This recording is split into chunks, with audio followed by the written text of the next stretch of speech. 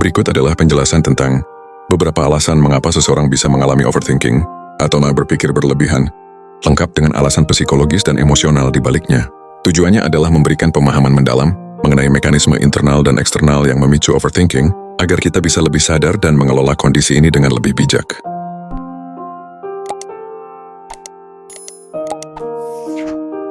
1. Kecemasan yang mendalam terhadap masa depan. Salah satu alasan utama seseorang mengalami overthinking adalah kecemasan terhadap masa depan. Ini bisa muncul dari ketidakpastian, kurangnya kendali atas situasi, atau ketakutan akan hal-hal buruk yang mungkin terjadi. Otak kita dirancang untuk mendeteksi ancaman demi kelangsungan hidup. Namun dalam kehidupan modern, ancaman itu bukan lagi binatang buas, melainkan seperti gagal dalam pekerjaan, hubungan yang rusak atau keputusan yang salah. Karena otak tidak bisa membedakan antara bahaya nyata dan bayangan pikiran. Ia terus-menerus mengulang dan menganalisis segala kemungkinan buruk yang bisa terjadi sehingga menyebabkan overthinking. Kedua, perfeksionisme. Perfeksionisme adalah kecenderungan untuk menginginkan segalanya berjalan sempurna tanpa cacat sedikit pun. Orang dengan sifat ini seringkali mengalami overthinking karena mereka merasa bahwa keputusan atau tindakan yang salah akan membawa bencana besar.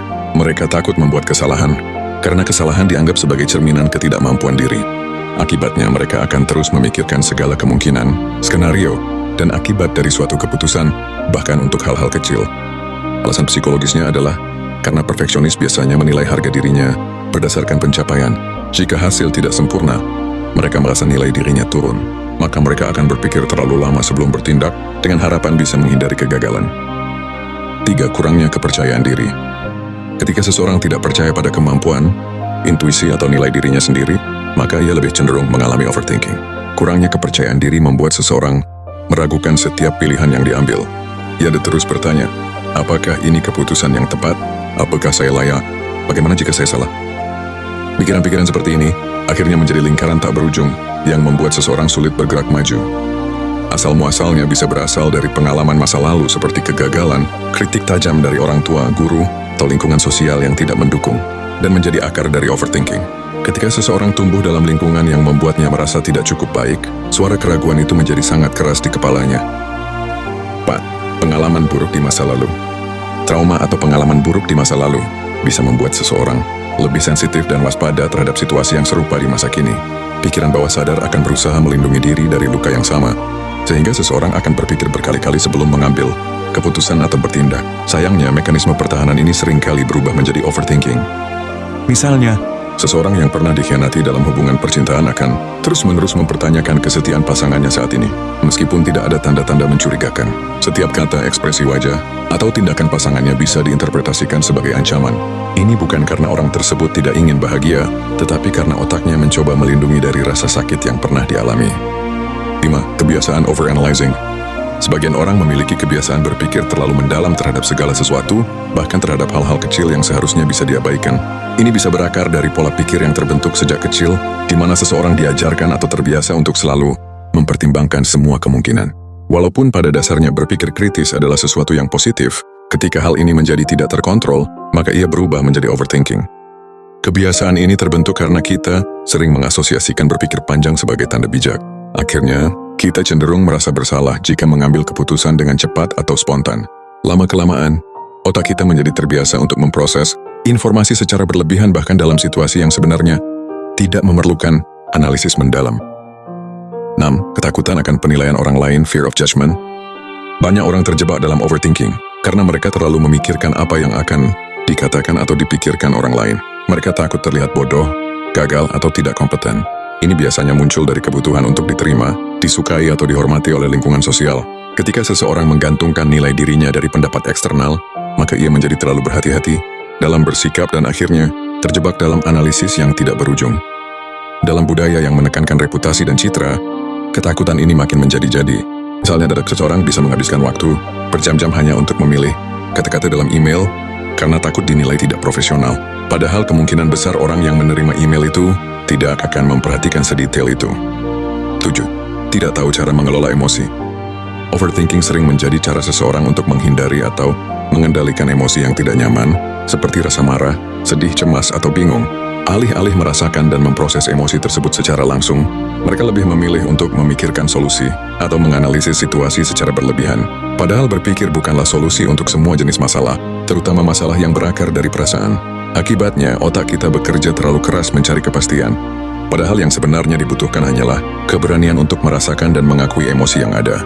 Ketika emosi tidak dikelola, ia akan menumpuk dalam bentuk pikiran-pikiran yang terus berputar, seperti piringan rusak yang tak pernah berhenti. 8. Lingkungan sosial yang menuntut. Dalam masyarakat yang serba cepat, kompetitif dan penuh tekanan, orang seringkali merasa bahwa setiap keputusan harus tepat, efisien, dan berdampak besar. Lingkungan ini memaksa kita untuk selalu membandingkan diri dengan orang lain, merasa tertinggal, atau takut gagal. Tekanan ini menciptakan ketegangan internal yang membuat kita sulit bersikap spontan. Kita cenderung berpikir, menimbang, dan mengevaluasi terlalu lama sebelum bertindak. Misalnya, seseorang yang melihat teman-temannya sukses dalam karir atau pernikahan bisa mulai mempertanyakan langkah hidupnya sendiri. Ia merasa harus mengejar ketinggalan, dan dalam prosesnya mulai meragukan setiap pilihannya sendiri. Rasa takut tertinggal inilah yang seringkali memicu overthinking berkepanjangan. 9. Kebingungan identitas dan tujuan hidup. Seseorang yang tidak yakin dengan jati dirinya atau tidak punya arah hidup yang jelas, cenderung mudah goyah dalam membuat keputusan, karena ia tidak memiliki dasar nilai atau tujuan yang kokoh. Setiap pilihan menjadi beban berat karena tidak tahu mana yang sesuai dengan diri sendiri. Tanpa arah yang jelas, seseorang akan cenderung mengandalkan pikiran tanpa fondasi dan akhirnya terjebak dalam lingkaran overthinking. Ini sering dialami oleh mereka yang berada dalam masa transisi hidup, seperti lulusan baru, orang yang pindah karir, atau yang baru kehilangan seseorang penting dalam hidupnya. Ketika landasan identitas bergeser atau hilang, overthinking muncul sebagai upaya untuk menemukan kembali pijakan. 10. Kurangnya koneksi spiritual atau makna hidup. Secara mendalam, overthinking juga bisa muncul karena seseorang merasa hidupnya tidak punya makna atau tujuan yang lebih besar. Ketika seseorang tidak memiliki panduan moral, spiritual atau filosofis dalam hidupnya, maka ia akan lebih mudah terombang-ambing oleh situasi. Dalam ketidakpastian ini, overthinking menjadi cara untuk mengisi kekosongan, walaupun seringkali tidak membuahkan hasil yang memuaskan. Orang yang memiliki rasa spiritualitas atau keyakinan yang kuat, cenderung lebih mampu menerima ketidakpastian dan mengalir dalam hidup. Sebaliknya, tanpa arah spiritual, seseorang bisa merasa harus mengontrol segalanya, termasuk hal-hal yang sebenarnya di luar kendali manusia.